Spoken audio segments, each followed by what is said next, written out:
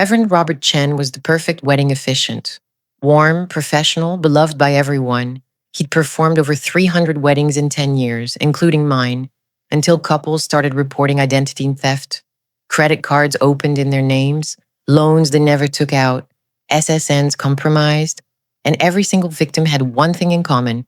Reverend Robert Chen had officiated their wedding. This is the story of how I discovered a trusted religious leader had been systematically stealing the identities of every couple he married for a decade, using the marriage licenses we legally had to provide him, and how I realized that 15 years ago, on my own wedding day, he'd stolen my identity too. Before we begin today's story, I'd love to know something about you. Tell me, from which city are you watching? Leave your answer in the comments below.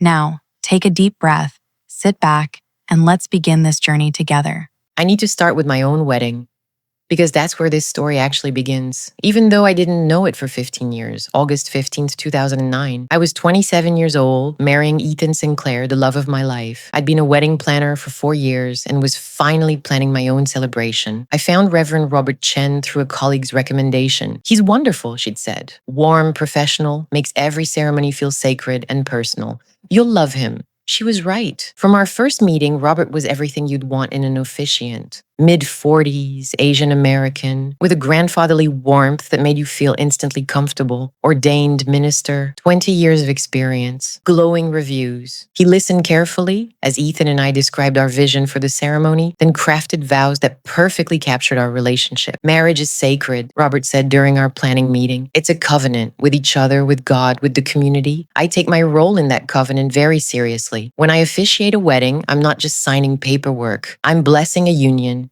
That's a profound responsibility. I believed him. We all believed him. On August 15th, 2009, Reverend Robert Chen performed a beautiful ceremony. He spoke about love, commitment, and partnership with genuine emotion.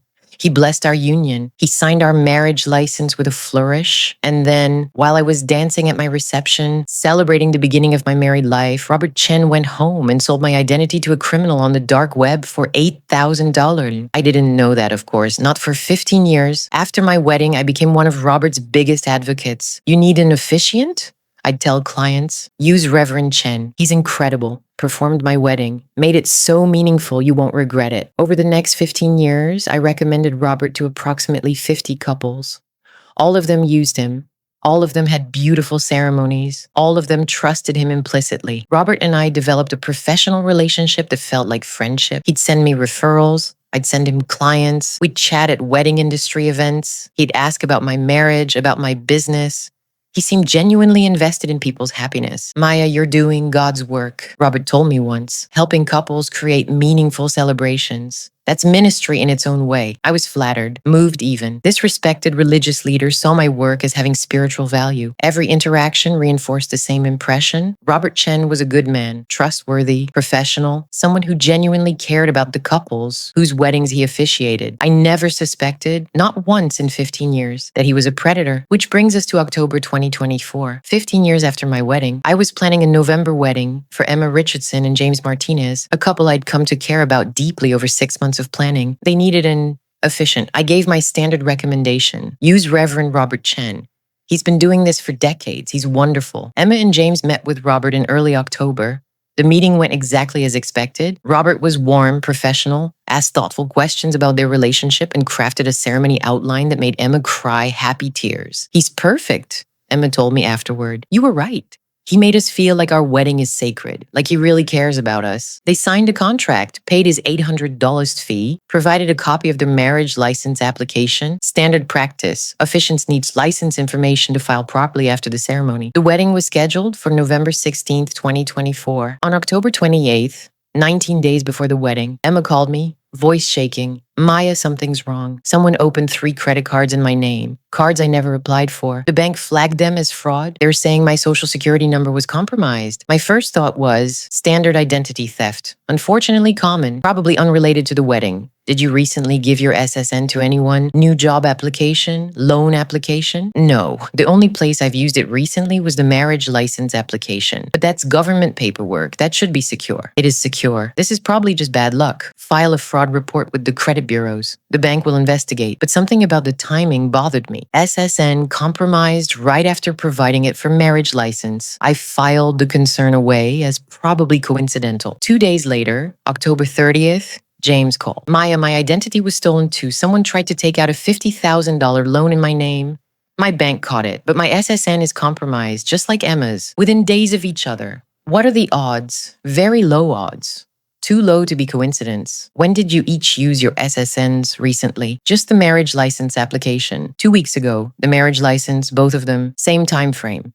Let me look into something. I said, don't worry. We'll figure this out. I hung up and sat at my desk, feeling the first prickle of real concern. 2 people getting their identities stolen within days of each other, right after applying for a marriage license together. That wasn't random, that was targeted. But who had access to marriage license information? The county clerk's office, highly secure, unlikely source of breach. The couple themselves, and the officiant, who receives a copy of the license to file after the ceremony, Reverend Robert Chen. No, that was ridiculous. Robert was a minister, a trusted community figure, someone I'd known for 15 years, someone who'd performed my own wedding, but I couldn't shake the thought. I did what I always do when something bothers me. I investigated. I started by checking if any other couples I'd referred to Robert had experienced identity theft. I pulled my client files from the past 3 years, approximately 15 couples who'd used Robert as their officiant. Then I did something that felt invasive but necessary. I called them. Hi, this is Maya Sinclair. I was your wedding planner. I'm following up on something and I need to ask, have you experienced any identity theft issues since your wedding? Credit cards opened in your name, loans, anything like that? Couple number 1, married 2 years ago. Actually, yes. About 6 months after our wedding, someone opened 2 credit cards in my husband's name. We caught it quickly, but it was a nightmare to resolve. Why do you ask? Couple number 2, married 18 months ago. Oh my God, yes, both of us. About 3 months after the wedding. We thought it was just bad luck. Is this related to something? Couple number 3, married 1 year ago. Yes, I had fraudulent charges on a loan I never took out. How did you know? Out of 15 couples I called, 11 reported identity theft occurring within 3 to 12 months after their wedding. That's a 73% identity theft rate. For context, the national average is about 5%. This wasn't coincidence. This was systematic, and the only common factor across all these couples, besides me planning their weddings, was Reverend Robert Chen officiating them. I felt sick. I called Detective Marcus Rivera, who'd worked the Marcus Web venue scam case and had become a trusted contact. Marcus, I need help. I think a wedding officiant I've been using for years might be stealing couples' identities. That's a serious accusation. What's your evidence? I walked him through everything. Emma and James's simultaneous identity theft, the 11 other couples reporting the same, the timeline correlation between weddings and theft. The only person with access to all these couples' SSNs is the officiant. Marriage licenses require social security numbers, birth dates, mother's maiden names, everything you need for identity theft. And Robert Chen has had access to that information for every wedding he's performed. How many weddings has he performed? I checked Robert's website. He says over 300 in the past decade. If your theory is correct, we're looking at 300 plus potential identity theft victims. The number hit me like a physical blow. 300 couples, 600 individuals, all potentially victimized by someone I'd trusted, someone I'd recommended, someone who'd officiated my own wedding 15 years ago. Marcus, I need to check something. Can you look into whether my identity was ever compromised? My SSN? What's your social security number? I gave it to him. He ran it through law enforcement databases. 5 minutes later, he called back. Maya, you need to sit down. What did you find? Your SSN has been flagged for suspicious activity. Multiple fraudulent credit inquiries over the past 15 years. Attempted loan applications you never made. Your credit file shows signs of long-term low-level identity theft, the kind where someone uses your information occasionally over years rather than all at once. Couldn't breathe. When does the activity start? August 2009, right after, he paused, right after your wedding? Yes. August 15th, 2009. Reverend Robert Chen officiated. Maya, I think you're a victim too. When did you each use your SSNs recently? Just a marriage license application, 2 weeks ago. The marriage license, both of them, same time frame. Let me look into something. I said, don't worry, we'll figure this out. I hung up and sat at my desk, feeling the first prickle of real concern. 2 people getting their identities stolen within days of each other, right after applying for a marriage license together. That wasn't random, that was targeted. Who had access to marriage license information? The county clerk's office, highly secure, unlikely source of breach. The couple themselves and the officiant who receives a copy of the license to file after the ceremony, Reverend Robert Chen. No, that was ridiculous. Robert was a minister, a trusted community figure, someone I'd known for 15 years, someone who'd performed my own wedding, but I couldn't shake the thought. I did what I always do when something bothers me. I investigated. The investigation begins November 1st. I started by checking if any other couples I'd referred to Robert had experienced identity theft. I pulled my client files from the past 3 years, approximately 15 couples who had used Robert as their officiant. Then I did something that felt invasive but necessary. I called them. Hi, this is Maya Sinclair. I was your wedding planner.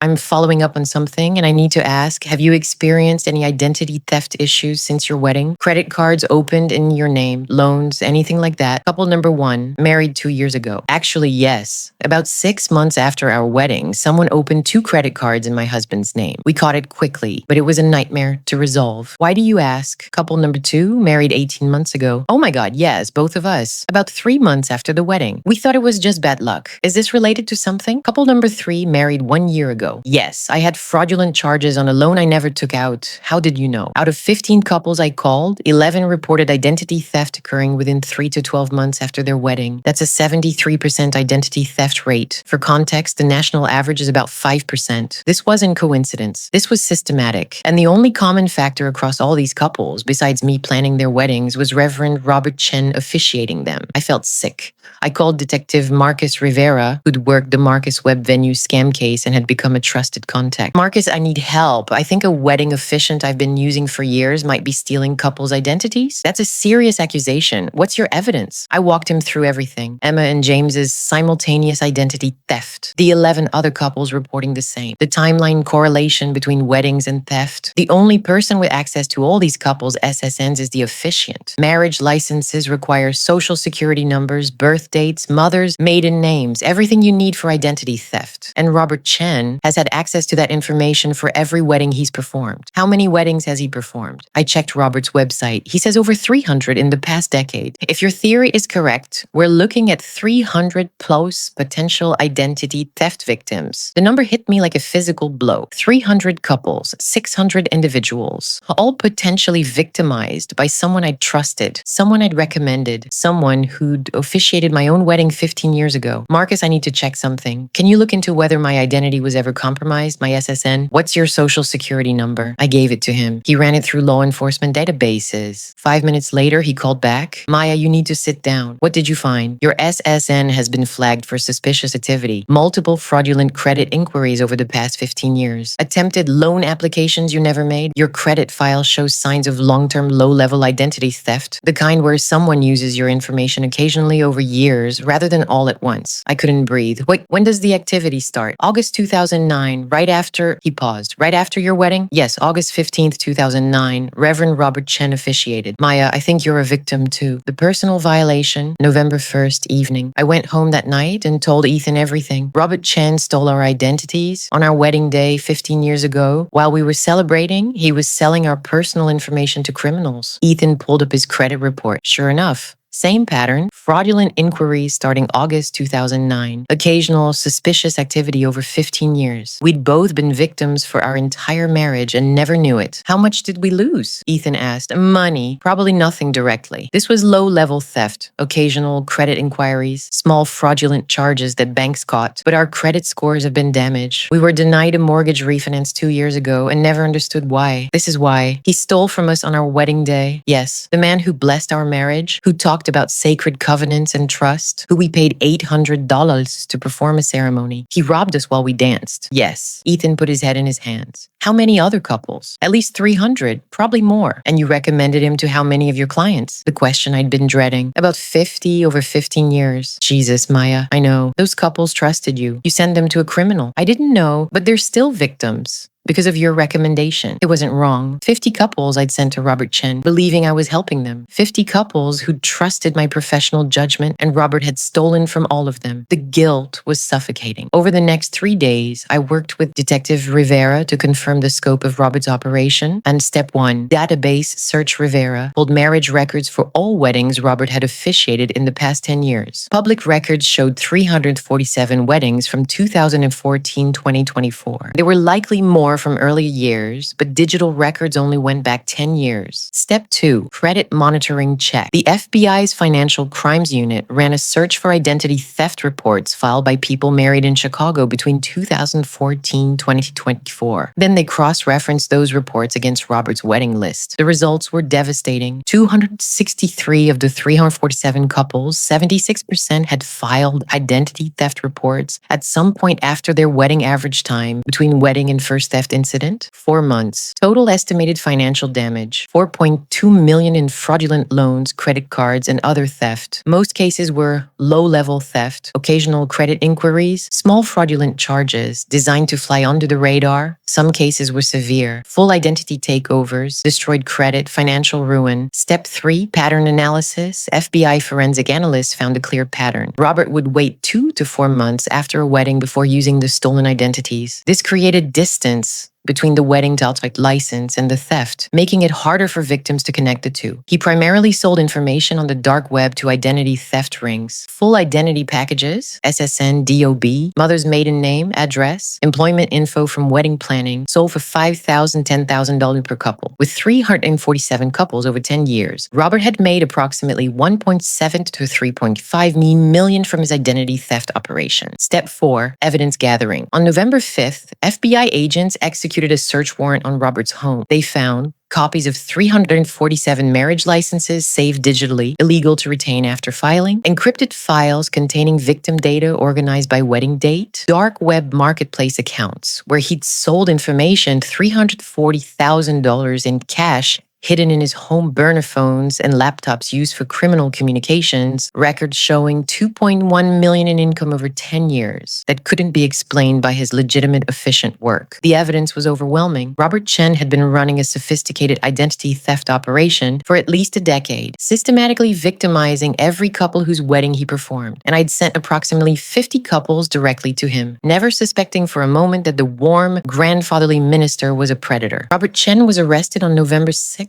at his church office, where he was preparing for a wedding he was scheduled to officiate that weekend. According to Detective Rivera, Robert showed no remorse when confronted, claimed he wasn't hurting anyone, Rivera told me, said the identity theft was minor and people barely noticed. He actually tried to justify it by saying the $800 fee for officiating weddings wasn't enough to live on, so he had to supplement his income. He made over $2 million from identity theft. He called it entrepreneurship. I felt rage, unlike anything I'd experienced in my 9 previous cases. Lauren's poisoning groom, David Chen, the bigamist, Amanda's cancer fraud, Derek planning murder, Rachel trying to smother Claire, Marcus Webb's venue scam. All of them had been awful, but this felt different. This felt personal. Robert had violated me, had violated Ethan, had violated our wedding day, what should have been the most sacred, joyful moment of our lives. He'd turned our covenant into a crime scene, and he'd done it with a smile, a blessing, and a Bible in his hand. 14 days until Emma and James's wedding. 10 days until all victims are notified. 7 days until community learns the truth. 3 days until Maya faces her guilt publicly. After Robert's arrest, the FBI faced an enormous task. Notify 347 couples that their identities had been stolen by their wedding officiant. Detective Rivera asked me to help. You're a victim too, Maya, but you also have relationships with many of these couples. You planned their weddings. They trust you. Hearing this news from someone they know might be less traumatic than a cold call from the FBI. Less traumatic, I'm the one who recommended Robert to them. They're going to hate me, maybe, but they deserve to know. And you're the best person to tell them. He was right. I had a responsibility to the couples I'd referred to Robert. I'd sent them to a criminal. The least I could do was warn them about the consequences. FBI created a victim list. 347 couples. 694 individuals spanning 10 years. Of those, I'd personally referred approximately 50 couples, 100 individuals. I spent the next 2 weeks making the hardest phone calls of my life. Call number 1, Emma and James, my current clients. Emma, I need to tell you something about your identity theft. We found the source. Oh, thank God. Who was it? How did they get our information? It was Reverend Robert Chen, your officiant. He's been systematically stealing the identities of couples he marries, using the information from marriage licenses. The FBI arrested him yesterday. Silence. Emma, the minister? The man who's supposed to perform our wedding in 10 days? Yes, I'm so sorry. I recommended him. I had no idea. You recommended him? Maya, you told us he was trustworthy. You said he'd performed your wedding. We trusted you. I know. I'm so sorry. I was his victim too. He stole my identity 15 years ago. I just found it out. So you sent us to someone who robbed you, and now he's robbed us? Emma, I didn't know. I swear I didn't know. He seemed completely legitimate. Everyone trusted him. But we trusted you, and you were wrong. She hung up. I sat staring at my phone, feeling the full weight of my mistake. Emma was right. She trusted me. I'd been wrong. And now she was a victim because of my recommendation. Call number 2. Sarah and Kevin, married 2 years ago, had reported identity theft. Sarah, this is Maya Sinclair. I was your wedding planner. I'm calling about the identity theft you experienced after your wedding. Did you find out how it happened? Yes, it was Reverend Robert Chen, your officiant. He's been arrested for running an identity theft ring through marriage licenses. The minister? The nice old man who performed our ceremony? Yes, I'm so sorry. I recommended him to you. You did. You said he was the best, that he'd done your wedding. We paid him $800 and he stole everything. The FBI is working on restitution. You should file a claim. Maya, we lost $15,000 to identity theft. Fraudulent credit cards, a fake car loan, ruined credit scores. We couldn't buy a house because our credit was destroyed. We've been trying to rebuild for 2 years. And you're telling me it was the officiant, the person you recommended? I'm so sorry. Sorry doesn't fix our credit. Sorry doesn't get us the house we lost. You sent us to a criminal and now our lives are ruined. She hung up. Call number 3. Michael and Lisa, married 3 years ago. Michael, I have difficult news. Reverend Robert Chen, who officiated your wedding, has been arrested for identity theft. He's been stealing couples' information from marriage licenses. That explains everything. Lisa and I have been dealing with fraudulent accounts for years. We thought it was random. It was him? Yes, I'm so sorry. I recommended him. You did. We trusted you. And he stole from us for 3 years. I didn't know he was doing this, but you should have. You're a professional wedding planner. Isn't it your job to vet vendors? I did vet him. He had credentials, licenses, reviews. Clearly not well enough. Maya, we're filing a lawsuit. Against Robert, yes, but possibly against you too. You made a professional recommendation that resulted in our victimization. That's negligence. Michael, please, he hung up. I made 50 calls over 8 days. The responses followed patterns. Response type 1, shock and betrayal, 60%. Most couples were simply devastated. A trusted religious leader, someone who'd blessed their marriage, had betrayed them. Many cried on the phone, some couldn't speak. The violation of trust was profound. Response, type 2, anger at me, 30%. About a third directed their anger at me. I'd recommended Robert. I'd vouched for him. My professional judgment had failed. Some threatened lawsuits, some just yelled. All of them were justified in their anger.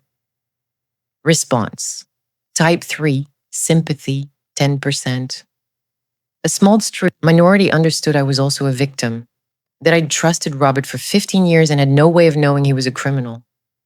These couples were kind, forgiving, focused on catching Robert rather than blaming me. Every call was emotionally devastating.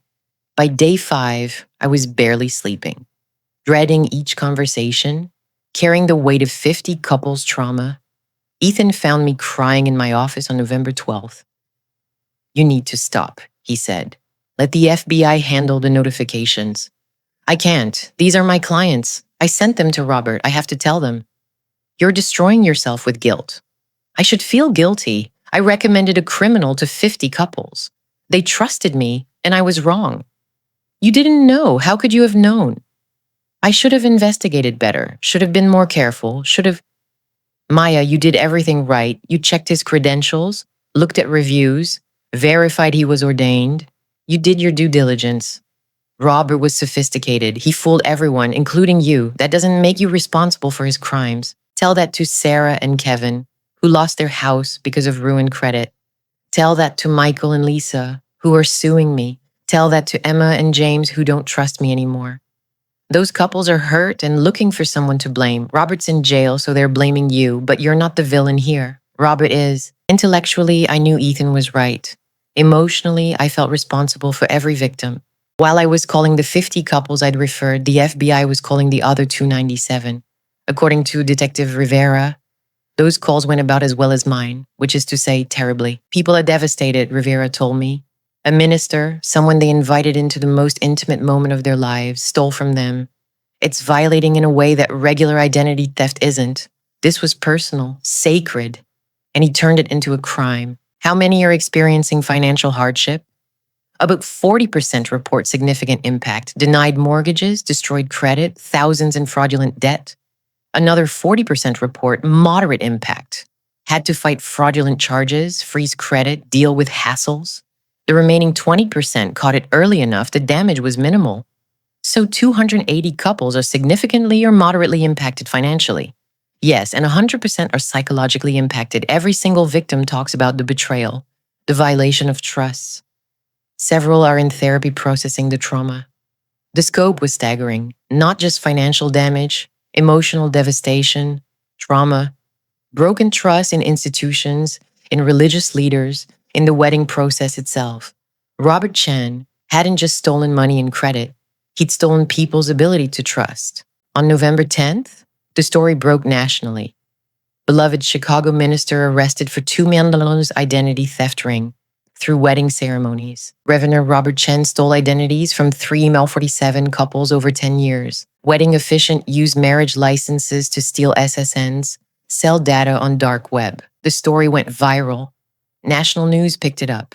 Social media exploded. Everyone had opinions. Online comments included, "How could anyone do this? A minister? Someone people trusted with their weddings? This is evil." The wedding planner, who recommended him to 50 couples, should be sued. Professional negligence. "I'm never getting married. How can you trust anyone? This is why you should elope. Weddings are just opportunities for people to scam you." Some comments defended me. The wedding planner was a victim too. She couldn't have known. Stop blaming her. Others vilified me. She's a professional. Vetting vendors is literally her job. She should be held accountable. My business phone rang constantly. Some calls were from concerned past clients asking if Robert had officiated their wedding. Others were from reporters wanting interviews. A few were from angry victims yelling at me. I stopped answering. Ethan fielded media requests. Maya is cooperating fully with law enforcement. She's a victim of Reverend Chen's crimes and is committed to helping other victims. She has no further comment at this time. But the damage to my reputation was real. Some vendors stopped working with me, not wanting to be associated with the planner who recommended the identity thief. Prospective clients ghosted after Googling my name. My business, built over 23 years, was being destroyed by Robert's crimes. 5 days before their scheduled wedding, Emma called me. "Maya, we need to talk about the wedding." "Of course, what do you need?" "We're still getting married on November 16th, but we're not using you as our planner anymore." The words hit like a punch. "Emma, I'm sorry, Maya. I know you're a victim too. I know you didn't know about Robert, but every time I look at you, I think about the identity theft. About the man you recommended who stole from us. I can't have that association on my wedding day." "I understand. We're hiring another planner to take over. Someone who can step in last minute. I'm sorry it ended this way. You did beautiful work for us. But I need my wedding day to feel safe. And right now, working with you doesn't feel safe. I completely understand. I'll send over all the vendor contracts and timeline documents. The new planner can contact me with questions." "Thank you, and Maya, I really am sorry. I know this isn't your fault, but I have to protect my peace. You absolutely should. I hope you have a beautiful wedding." After we hung up, I sat in my office and cried. Emma was the 10th client to fire me. 10 weddings I'd been planning, representing months of work and tens of thousands in fees canceled because of Robert. I was losing my business, my reputation, my career, all because I'd trusted someone I shouldn't have. On November 15th, the FBI organized a meeting for all Robert Chen's victims who wanted to attend. The meeting was held at a community center. Over 400 people showed up, representing approximately 200 of the 347 victim couples. I attended, so did Ethan. The FBI's victim services coordinator explained the investigation, the charges Robert would face, the restitution process, and resources available for identity theft recovery. Then they opened the floor for victims to share. Victim number 1, married 5 years ago. Robert Chen stole $23,000 from us through fraudulent loans. We lost our house. We filed bankruptcy. We're living with family trying to rebuild. He destroyed our lives. Victim number 2, married 8 years ago. We've been fighting identity theft for 8 years. We thought it was just bad luck. Finding out it was the minister who married us, someone we trusted, someone we paid, it's sickening. Victim number 3, married 2 years ago. I'm a teacher. My husband's a firefighter. We don't make a lot of money. The fraudulent charges and legal fees to clear our names cost us $8,000 we didn't have. We're still paying off credit card debt from fighting Robert's theft. Person after person shared stories of financial devastation, emotional trauma, and broken trust. Then someone in the back stood up and pointed at me. That's Maya Sinclair. She's a wedding planner. She recommended Robert Chen to couples. She's part of the reason so many of us are here. The room turned to look at me. I recommended him to 50 couples, I said, standing because hiding seemed cowardly. I'm also a victim. Robert stole my identity 15 years ago when he officiated my wedding. I had no idea he was a criminal. I thought I was helping couples by recommending him. I was wrong. I'm so sorry.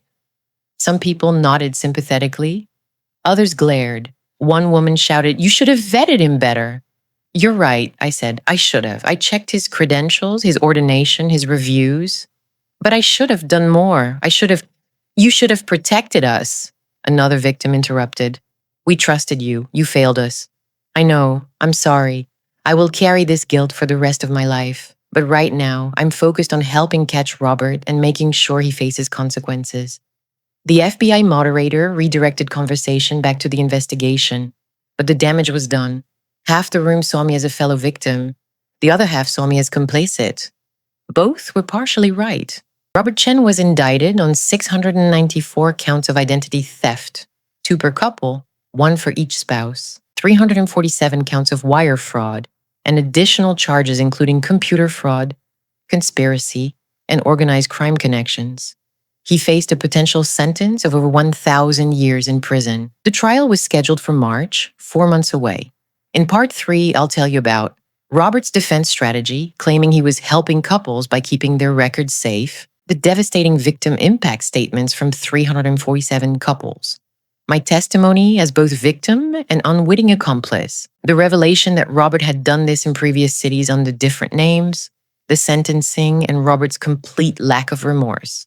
In part 4, I'll cover where everyone is now, 3 years later, whether I recovered my business and reputation, how much restitution victims received, spoiler, not enough, the massive changes to marriage license procedures and efficient vetting nationwide, my personal recovery from guilt and trauma, what this case taught me about trust, verification, and the impossibility of perfect security. Because Robert Chen didn't just steal SSNs and credit. He stole something more fundamental, the ability to trust that people in positions of authority, religious leaders, community figures, professionals we pay and rely on, are who they claim to be. He turned sacred moments into crime scenes, and 347 couples will never forget that their wedding day, the day they pledged their lives to each other, was also the day their identities were stolen. 72 hours until verdict, 48 hours until sentencing, 24 hours until 347 victims faced their attacker. 12 hours until I testify as both victim and accomplice. Robert Chen's trial began on March 18th, 4 months after his arrest. The charges were staggering. 694 counts of identity theft, 2 per couple, 1 for each spouse. 347 counts of wire fraud for selling information on dark web. 347 counts of computer fraud for illegally retaining marriage license data, conspiracy to commit wire fraud, money laundering, racketeering, organized crime connections. Total potential sentence, 1,000 to 200 plus years in federal prison. The prosecution's case was overwhelming. They had digital evidence from Robert C's computers showing 347 marriage licenses illegally saved, dark web marketplace accounts where he'd sold victim data, encrypted communications with identity theft buyers, $340,000 cash found in his home, bank records showing $2.1 million in unexplained income over 10 years, victim testimony from 347 couples describing financial devastation, expert testimony on how marriage licenses contain perfect identity theft data, my testimony as both victim and wedding planner who unwittingly referred 50 couples to him. The defense strategy was predictable but audacious. Robert claimed he was protecting couples by keeping digital copies of their licenses in case county records were lost. His attorney, Patricia Morrison, expensive defense lawyer, known for creative strategies, argued in opening statements. Reverend Robert Chen is a 30-year ordained minister who dedicated his life to celebrating love and commitment. Yes, he kept copies of marriage licenses, but not for theft, for protection. In our digital age, records get lost, systems crash. Robert wanted to ensure a couple could retrieve their documents if needed. His intentions were good. The prosecution is criminalizing acts of care. It was absurd, but it was all they had. The digital evidence. Days 1-3, FBI digital forensics expert agent Sarah Martinez testified about Robert's operation. We found 347 marriage licenses saved on Robert Chen's personal computers. This is illegal. Officiants are required to file licenses with the county and then destroy their copies to protect privacy. Robert not only kept them, he organized them by date and extracted key information. Social security numbers, dates of birth, mothers' maiden names, addresses, employment information. What did he do with this information? He sold it on dark web marketplaces. We found accounts under the username WeddingData247, where he'd been selling complete identity packages for $5,000 to $10,000 per couple. Each package included everything a criminal would need for identity theft. How many packages did he sell? At least 347 that we can document, possibly more from earlier years, before his digital record keeping became systematic. Total income from identity sales, approximately $2.1 million over 10 years. The prosecution displayed examples on courtroom screens. Marriage licenses with SSNs highlighted. Dark web listings advertising fresh identity data, complete packages verified accurate. Cryptocurrency transactions showing payments. Did Robert Chen attempt to hide this activity? Yes. He used encrypted communications, burner phones, cryptocurrency payments, VPNs to mask his location. This was sophisticated criminal enterprise, not innocent record keeping. The money trail. Days 4-5. The FBI's Financial Crimes Unit traced Robert's income. Over 10 years, Reverend Chen reported approximately $280,000 in income from officiating weddings, about $800 per wedding times 350 weddings. However, his actual spending and assets total over $2.4 million.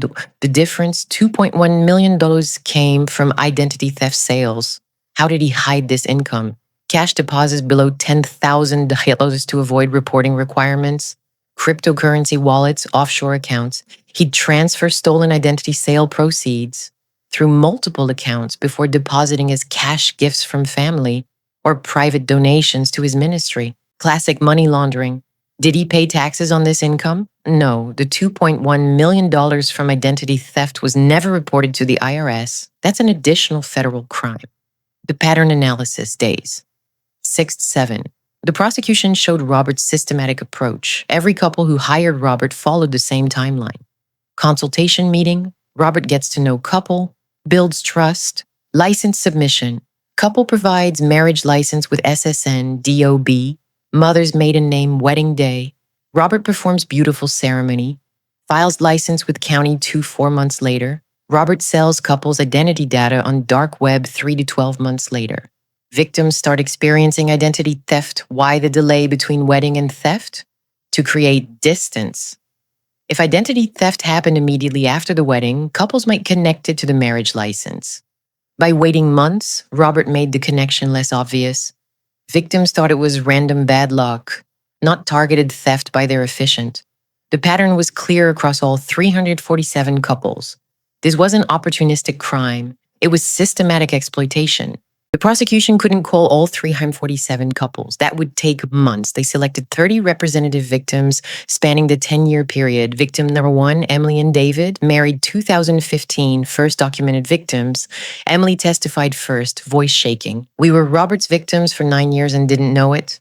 We got married in 2015. Beautiful ceremony.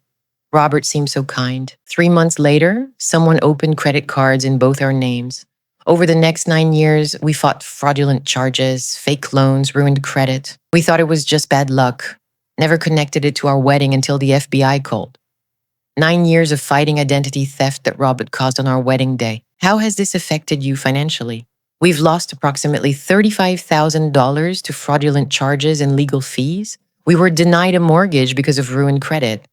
We're still paying off debt from fighting Robert's theft. Emotionally, Emily started crying. He blessed our marriage. We paid him $800 to perform a sacred ceremony. And while we were dancing at our reception, he was selling our personal information to criminals. How do you trust anyone after that? Victims number 2, Sarah and Michael, married 2018. Robert stole $18,000 from us through fraudulent loans. But worse than the money is knowing our wedding day, what should have been the happiest day of our lives was when we became victims. Every time we look at our wedding photos, we don't see joy anymore. We see the man who robbed us. He ruined our memories. Victim number 3, Jennifer and Chris, married 2020 during COVID. We postponed our wedding twice because of COVID. When we finally got married in 2020, Robert was the one thing that went right. He performed a beautiful ceremony when everything else was chaos. And then 6 months later, our identities were stolen. We were already struggling financially from the pandemic. Robert's theft pushed us into bankruptcy. We lost everything. Victim number 4, Lisa and Mark, married 2022. We're both teachers. We don't make much money. The $800 we paid Robert was a significant expense. And then he stole another $12,000 through fraudulent credit cards. That's nearly 10% of our annual income. We're still recovering. We'll be recovering for years. Victim after victim testified. Different years, different circumstances, same story. Trusted Robert, paid him, had beautiful ceremony. Identity stolen within months. Financial devastation, broken trust, ruined credit, years of recovery. By day 10, the jury had heard from 25 couples, describing identical patterns of betrayal and theft. My testimony, day 12. I took the stand on day 12, wearing a simple black suit, feeling the weight of 347 couples' eyes on me. Prosecutor James Wilson walked me through my story. Mrs. Sinclair, you're a wedding planner with 23 years of experience? Yes. And you've worked with Reverend Robert Chen for how long? 15 years. He officiated my wedding in 2009. I began recommending him to clients shortly after.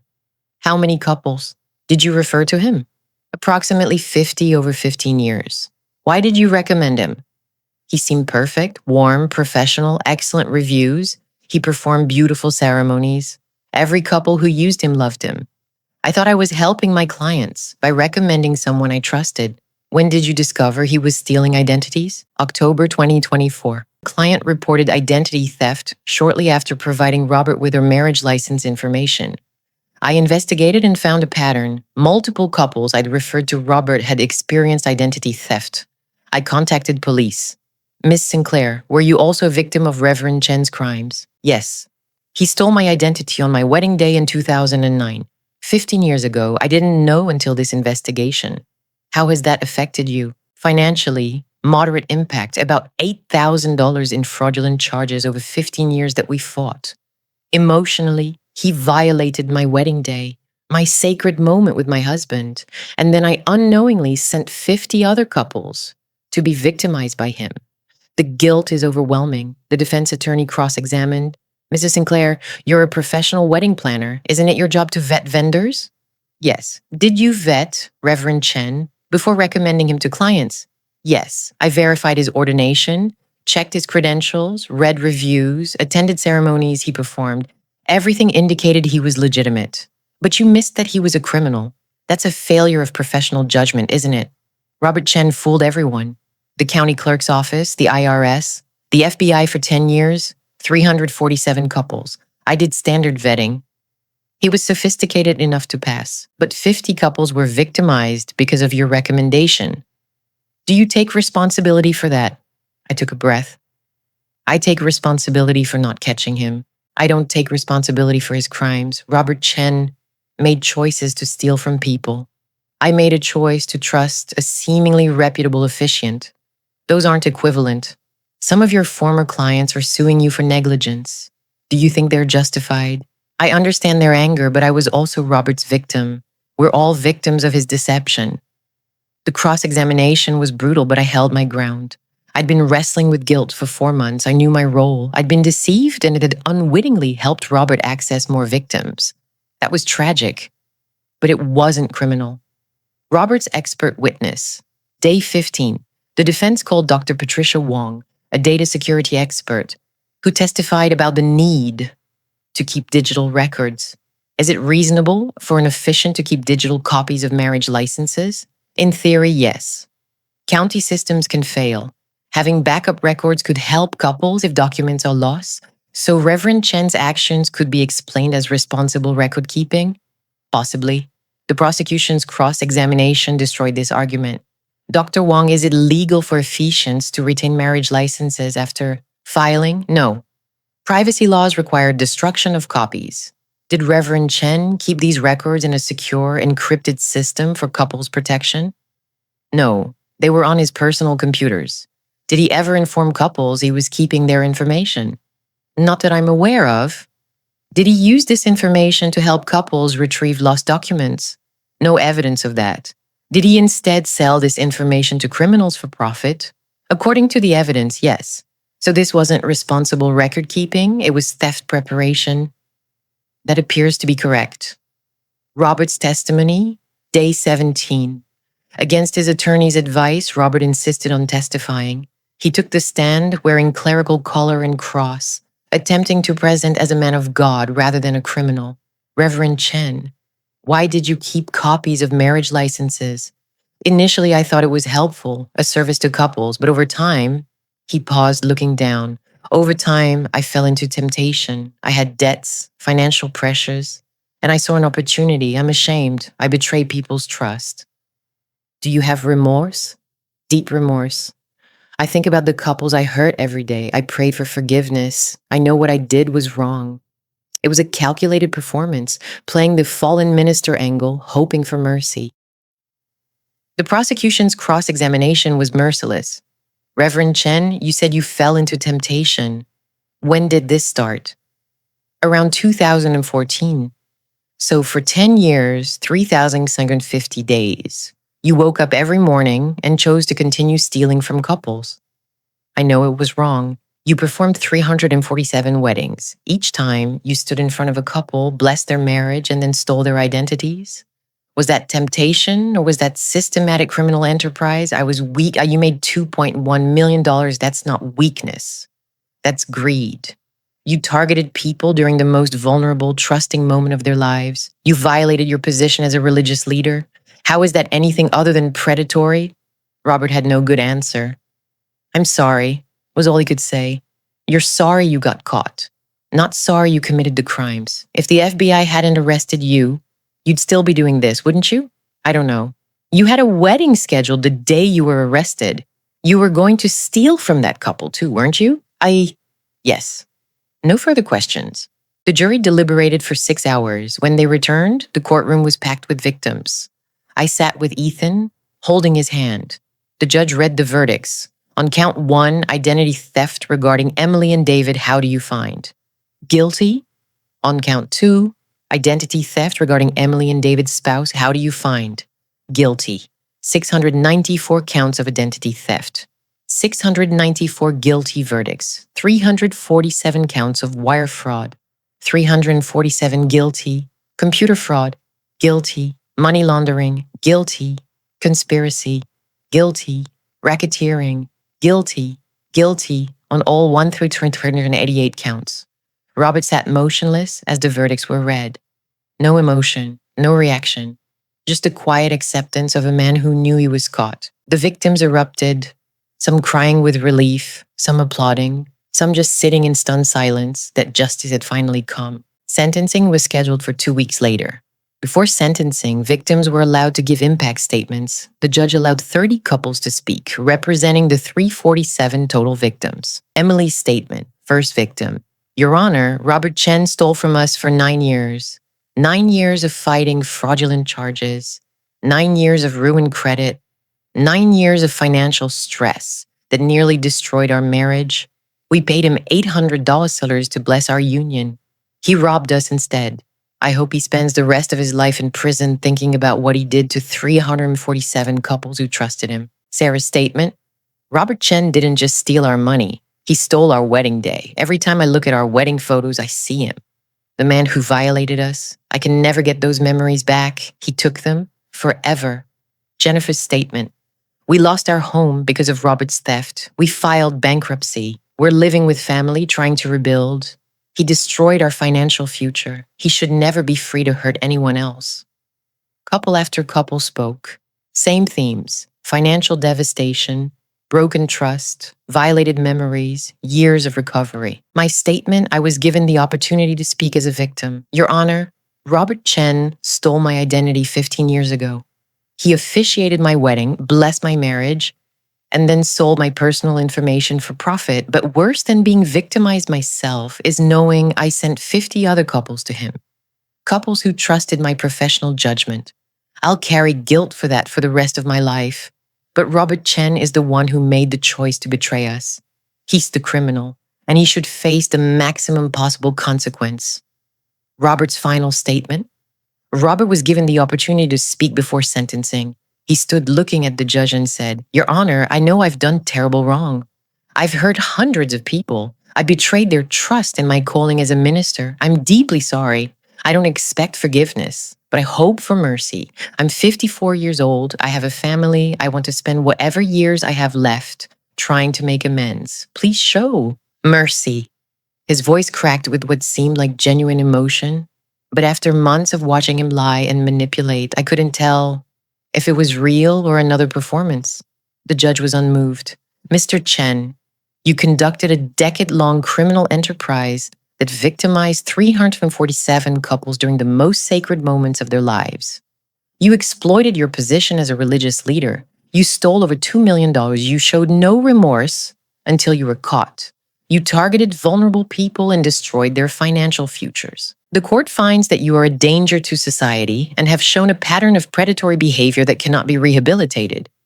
The court sentences you as follows: identity theft, 694 counts, 10 years per count, serve concurrently wire fraud, 347 counts, 20 years per count, serve concurrently computer fraud, 347 counts, 5 years per count, serve concurrently money laundering, 10 years, serve consecutively conspiracy, 5 years, serve consecutively racketeering, 20 years, serve consecutively total sentence, 55 years in federal prison, no possibility of parole for first 45 years. Additionally, you are ordered to pay full restitution to all 347 victim couples. Total restitution, $4.2 million for documented financial damages. Court is adjourned. 55 years. Robert was 54 years old. He'd be 99 when eligible for release. If he lived that long, effectively a life sentence. The courtroom erupted in applause and tears. Justice, finally. 3 years after Robert Chen's sentencing, I received an email that made me cry. Subject: thank you. Dear Maya, this is Emily from the Chen Victim Group. It's been 3 years since Robert was sentenced. I wanted to reach out and tell you something. We don't blame you. A group of us, about 50 of Robert's victims, have been meeting monthly for support. Your name comes up often. Some people were angry with you initially, but over time we've realized you were a victim too. You trusted him just like we did. You sent couples to him because you believed he was legitimate. That's not negligence. That's being deceived by a sophisticated criminal. We wanted you to know we forgive you. We hope you can forgive yourself. Emily. I read the email 3 times, crying harder each time. For 3 years, I'd carried guilt about the 50 couples I'd referred to Robert, 50 couples who'd trusted my judgment, 50 couples who'd become victims partly because of my recommendation. And now they were telling me, we don't blame you. 3 years after Robert's arrest were the hardest of my professional life. Immediate impact 2024-2025. 40% of my active clients fire me, 20 weddings cancel. Lost approximately $200,000 in revenue from canceled contracts. Several vendors stopped working with me to avoid association with the planner who recommended the identity thief. Online reviews bombed with comments like, she sent us to a criminal, and professional negligence. 3 lawsuits filed by former clients, all eventually dismissed. but legal fees cost me $50,000. Recovery process 2025-2026. Worked with a PR consultant to rebuild reputation, created comprehensive vendor vetting protocols including background checks, became advocate for wedding industry security and efficient screening, spoke at industry conferences about my experience, gradually rebuilt client base through referrals from clients who understood I was also a victim. Current status, 27, business stabilized at about 70% of pre-scandal volume. Focus shifted to clients who value security and thorough vetting, higher prices to reflect enhanced screening services, reputation as the planner who takes vendor vetting seriously, turned negative into positive. I lost 40% of my business, I told Ethan on our anniversary this year. But the 60% that stayed, or the new clients who chose me specifically because of how I handled the Robert situation, they're better clients. They understand that bad things happen even with due diligence. They value the extra security measures I've implemented. You turned a disaster into expertise, Ethan said. I turned being victimized into a mission to protect others. Robert Chen was ordered to pay $4.2 million in restitution to the 347 victim couples. He doesn't have $4.2 million. The FBI seized $340,000 cash from his home and liquidated his assets, house, car, personal property, for another $280,000. Total available for restitution, $620,000 out of $4.26 million ordered. That means victims will receive approximately 15 cents on the dollar for documented losses. If you lost $20,000 to identity theft, you'll get back $3,000. If you lost $35,000, you'll get back $5,200 to $150. Where did the rest of the $2.1 million go? Victims asked. He spent it, Detective Rivera explained. Luxury lifestyle over 10 years, travel, nice house, expensive dinners, gambling, the money's gone. Can't we get it back somehow? Robert's supposed to pay from prison wages. Federal inmates make about 0.12 to 0.40 per hour. Even if Robert works 40 hours a week for the next 45 years, he'll earn maybe $50,000 total. The victims will never see full restitution. The cruel reality of financial crimes. Even when the criminal is caught and convicted, victims rarely recover financially. Robert Chen, currently in prison. Robert is serving year 3 of his 55-year sentence at a federal correctional facility in Pennsylvania. According to Detective Rivera, Robert has been a difficult prisoner, multiple disciplinary infractions, refusing to participate in rehabilitation programs, maintaining he was unfairly convicted. Before we continue, if you're enjoying this story, make sure to hit that subscribe button so you don't miss any of our upcoming tales. And while you're at it, drop a like and let us know what you think in the comments below. Now, let's get back to it. He shows no genuine remorse, Rivera told me. He filed appeals claiming the sentence was excessive. All denied. He's written letters to some victims asking for forgiveness, but the letters read as manipulative, trying to get victims to advocate for sentence reduction. Most victims throw the letters away. Will he serve the full 55 years? Almost certainly, he's not eligible for parole for 45 years. He'll be 99. Even if he lives that long, with his lack of rehabilitation, he'll be denied parole. He'll likely die in prison. The 347 victim couples. The victims formed a support group called Marriage License Theft Survivors, MLTS. About 150 of the 347 couples remain active in the group 3 years later. According to Emily, the group's coordinator, victims are at various stages of recovery. 40% have fully recovered financially, caught theft early, minimal damage, rebuilt credit. 45% are still recovering. Moderate damage, paying off fraudulent debt, rebuilding credit slowly.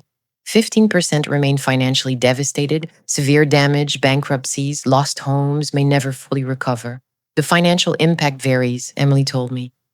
But the emotional impact is universal. Every single victim talks about broken trust, violated memories, hesitation about officiants, wedding vendors, anyone in positions of authority. Robert didn't just steal money, he stole our ability to trust. Emma and James, my former clients. Emma and James got married on November 16, 2024, with a new planner and a new officiant, carefully vetted. I reached out on their first anniversary to apologize again.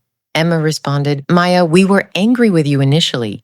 But after joining the victim support group and hearing hundreds of stories, we realized Robert fooled everyone: professional wedding planners, the county, the FBI for a decade. You did your due diligence. He was just sophisticated. We don't blame you anymore. We hope you're doing okay. They're currently expecting their first child. My marriage, Maya and Ethan. Ethan and I had to rebuild trust after discovering Robert had violated our wedding day 15 years ago. Every time I look at our wedding photos, I see him. I told Ethan during couples therapy, the man who blessed our marriage while planning to rob us. He doesn't get to ruin our memories, Ethan said. Yes, he stole from us, but our love is real. Our marriage is real.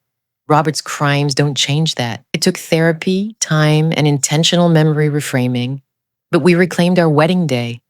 It's no longer the day Robert stole from us. It's the day we chose each other despite what happened after. We renewed our vows on our 15th anniversary with a new officiant, background checked extensively. It was small, intimate, and healing. Robert Chen's case sparked massive changes to marriage license procedures and officiant vetting nationwide. Federal changes: 1. The Marriage License Privacy Act 2025. Federal law requiring all marriage license information be encrypted and access logged. Officiants must complete identity theft prevention training. Couples can opt to use a protected SSN system where officiants never see actual SSN. Stricter penalties for identity theft committed through marriage fraud. 2. National Officiant Registry. All officiants must register with a national database, including background checks. Periodic re-verification of credentials. System flags officiants with complaints or suspicious patterns. Couples can verify officiant legitimacy before hiring. 3. Marriage license. Data minimization. Many states reduce information required on marriage licenses. Alternative verification methods that don't require providing full SSN to officiants. Option for couples to file licenses electronically without officiant accessing their SSN. State changes: Illinois and 37 other states. Mandatory background checks for all wedding officiants. Requirement that officiants carry identity theft insurance. Officiant Bill of Rights, informing couples of their privacy protections. Annual audits of officiant license filing practices. Industry changes.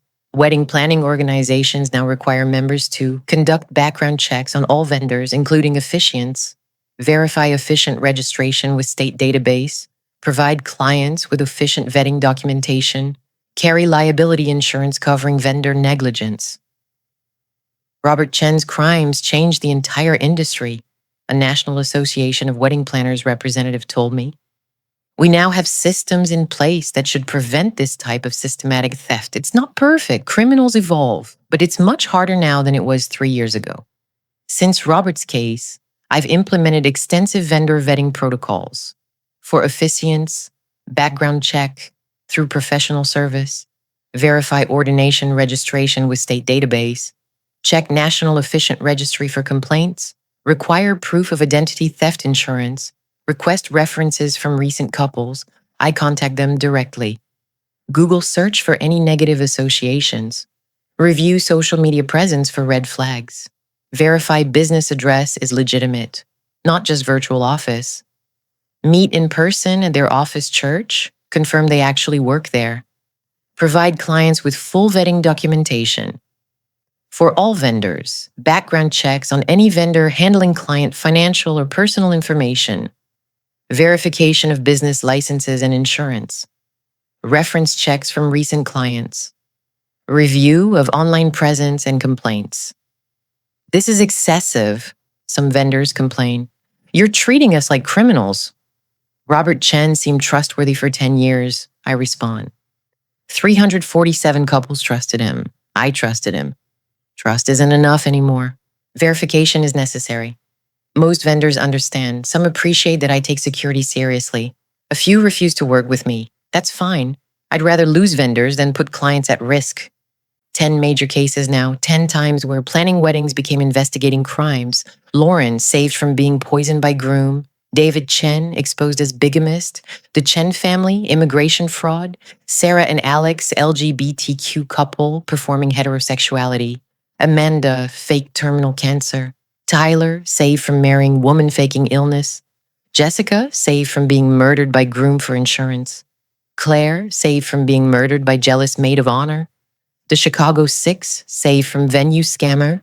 The 347 couples, victims of identity theft officiant, including me. Each case taught me something different. But Robert Chen's case taught me the hardest lesson. You can do everything right and still be victimized by someone sophisticated enough to fool everyone. I vetted Robert Chen, checked his credentials, verified his ordination, read reviews, attended ceremonies he performed, did everything a professional wedding planner should do, and I still sent 50 couples to a criminal. For 3 years, I wrestled with guilt. Should I have done more? Could I have caught him? Was I negligent? Therapy helped me understand Robert Chen was a professional con artist who fooled law enforcement, financial institutions, county clerks, and hundreds of couples over a decade. Expecting myself to have caught him when the FBI couldn't is unrealistic. But I still implement extreme vetting now, because even though I wasn't negligent before, I can be more careful going forward. The balance is impossible. Too little verification, vulnerable to sophisticated criminals like Robert. Too much verification, expensive, invasive, slows down business, offends legitimate vendors. I err on the side of too much verification now. It costs more, takes more time, sometimes insults vendors, but I sleep better knowing I've done everything possible to protect my clients. 3 years after discovering Robert's crimes, I still think about one question. How many other Robert Chens are out there? Wedding officiants, photographers who gain access to homes, caterers who see financial information, florists who know when houses will be empty during honeymoons, venues that store credit card data. Every vendor in the wedding industry has some access to vulnerable information or vulnerable people. Most are trustworthy, most are professionals who would never exploit that access. But some, like Robert Chen, are predators using weddings as cover for crimes. How do we catch them before they hurt hundreds of people? How do we balance trust, which the wedding industry requires, with verification, which protects vulnerable couples? I don't have answers. 3 years later, I'm still figuring it out. What I do know is this. Robert Chen turned sacred moments into crime scenes for 347 couples, including me. And every couple whose wedding I plan going forward will benefit from the painful lesson his crimes taught me. Verify everything. Trust carefully. Protect your clients like their family. Because sometimes the monster isn't a stranger. Sometimes it's the warm, grandfatherly minister who blessed your marriage while planning to rob you. 6 months ago, I received an email from a prospective client. Dear Maya, I'm getting married next year and need a wedding planner. I chose you specifically because of what happened with Reverend Robert Chen. I read about how he victimized you and 347 couples. I read about how you helped catch him and testified at his trial. I read about the extreme vetting protocols you've implemented since. Most planners would try to hide that experience. You turned it into expertise. That's the planner I want, someone who learned from being victimized and now protects others. Can we schedule a consultation? Rachel, I cried reading that email. For 3 years, I'd seen Robert's crimes as a stain on my career, a failure, a source of shame and guilt. But Rachel saw it differently. She saw someone who'd been through a nightmare and emerged more careful, more protective, more vigilant. She saw expertise born from trauma. I scheduled the consultation. Rachel hired me. Her wedding is in 3 months, and I've already vetted every single vendor 6 ways from Sunday, including running a federal background check on the officiant that revealed absolutely nothing concerning. That's success. Not preventing every bad thing from ever happening, but learning from the bad things that do happen and using that knowledge to protect others. Robert Chen stole my identity, violated my wedding day, destroyed my ability to trust easily, caused 3 years of guilt, financial loss, and professional devastation. But he didn't destroy me. And the 347 couples he victimized, they're surviving too, building support networks, advocating for change, reclaiming their wedding memories from the man who tried to steal them. We're all still here, scarred but standing, careful but not broken, and Robert Chen is in a federal prison cell where he'll remain for the rest of his life, that's justice. Not perfect justice. The money's mostly gone, the trauma remains, the trust is harder to rebuild, but justice nonetheless. Thanks so much for joining us on this journey. If you loved this tale, please subscribe to Tin Tea Tales for more stories like this one. Hit that like button, leave a comment with your thoughts, and check out our latest uploads on the channel. We'd love to hear from you, and we'll see you in the next one.